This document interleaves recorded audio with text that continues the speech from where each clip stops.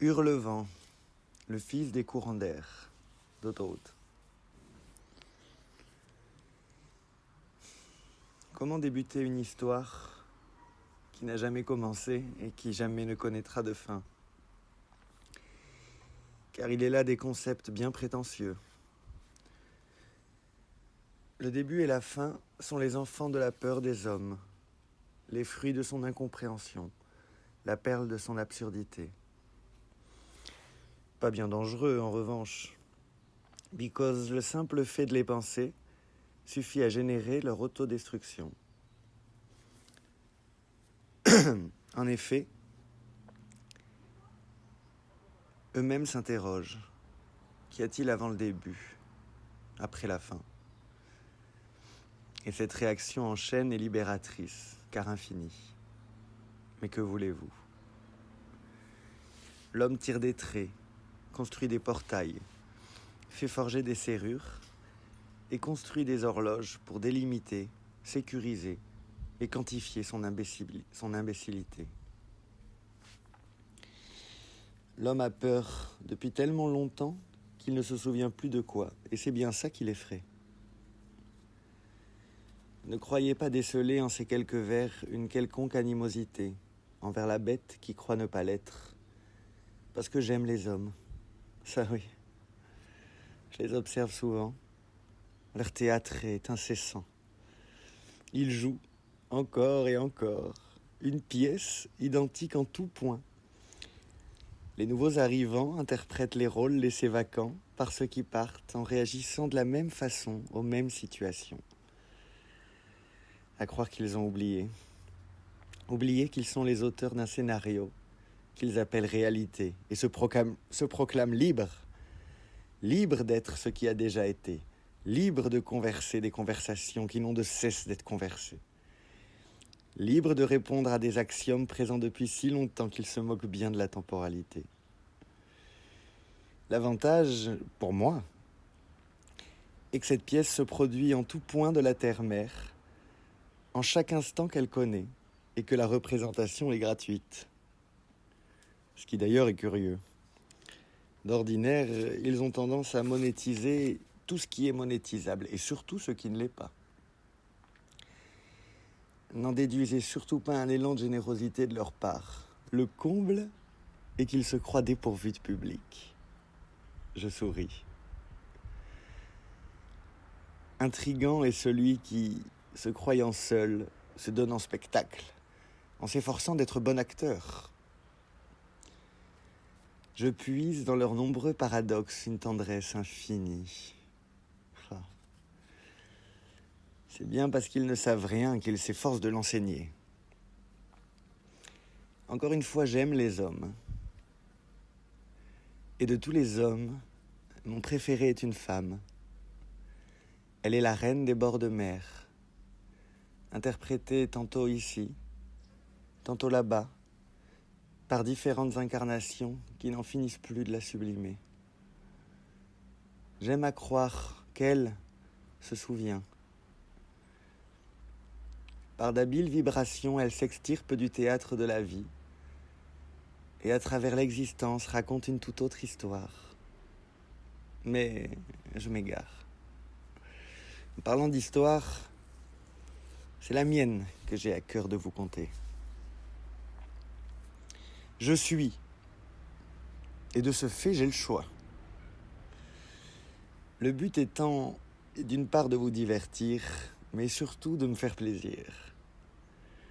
Je m'autoproclame, moi, Hurlevent, le fils des courants d'air. Plus libre que la vague, car rattaché à aucun océan. Plus libre que la flamme, car dépourvu de foyer. Et plus libre que la terre, car non sujet à la gravité. Je n'ai ni masse ni position, ni même de représentation. Si mes traits sont flous, c'est que je suis l'enfant du mouvement, ce qui embête les hommes. Tellement passionnés par l'immobilité, qui n'existe pas, qu'ils construisent des musées de statues de cire. Si je n'ai pas de visage, c'est parce que je ne cesse d'en avoir de nouveaux. Parfois, Abondance rime avec carence. Je suis toujours plus ou moins là, sauf quand je n'y suis pas ou que je suis là-bas. Je me ris des chronomètres placardés sur les églises, les places publiques et même dans vos maisons. Cela ne mesure rien d'autre que la durée de votre incapacité à comprendre ou à accepter. Mon existence est instantanée et se moque d'une chronologie qui n'existe pas, qui n'est que la hiérarchisation d'instants qui cohabitent. Les instants sont ma famille et aucun d'entre eux n'est plus vieux qu'un autre, ni plus récent. À tour de rôle, nous nous exprimons quand bon nous semble, sans aucune forme de classification. En revanche, il est vrai que nous nous harmonisons. Nous sommes générateurs d'un rythme qui berce la danse de notre mère Terre et de notre Père Soleil. Nous sommes créateurs de ce jeu de séduction qui est notre source. Encore une fois, il n'existe de paradoxe que pour celui qui invente le mot. L'œuf et la poule sont chacun créateurs de l'autre. C'est en ça qu'ils existent. Ils n'ont aucun intérêt à hiérarchiser dans le temps ce processus de co-création.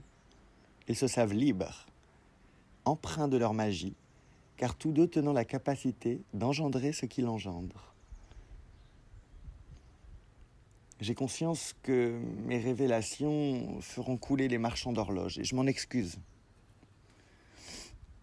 À défaut d'être horloger, soyez chronométrier, si le cœur vous en dit, mais vos appareils mesurent des durées qui, dépourvues des émotions, n'ont aucun sens. Il n'existe que l'instant. Et mes amis, ça ne se commercialise pas.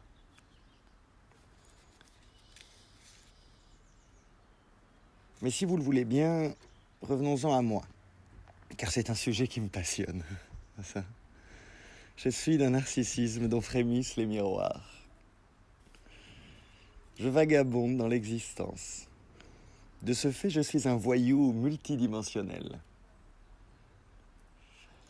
On me définit dans des faits qui ne sont que les conséquences de ma présence et non pas son essence pure. Quand je danse dans la forêt, dès lors que s'amorce le bal des cimes, on me devine. Les soirs d'été, heureux comme tout, mes chants sont frais et s'expriment en brise qui caresse les peaux, qui caresse vos peaux, avec toute la douceur que j'ai pour vous. Parfois, mes cris sont bourrasques. Ainsi, je renverse vos automobiles qui m'effraient. Souvent, ma colère est tempête. Alors s'envolent les toits des bâtisses qui vous enferment. S'ouvrent les fenêtres qui fermées vous étouffent. Puis vient la tendresse. Un genre de nostalgie à paillettes, si vous voulez. Alors je me jette dans les voiles de vos bateaux. Je fais gagner de l'altitude à vos cerfs-volants. Je propage vos rires jusqu'aux oreilles de vos amis. J'accompagne votre odeur jusqu'à leurs narines, pour qu'ils vous sentent et surtout qu'ils vous ressentent. C'est bien parce que je suis tout ça à la fois, au même instant, que je ne suis qu'amour.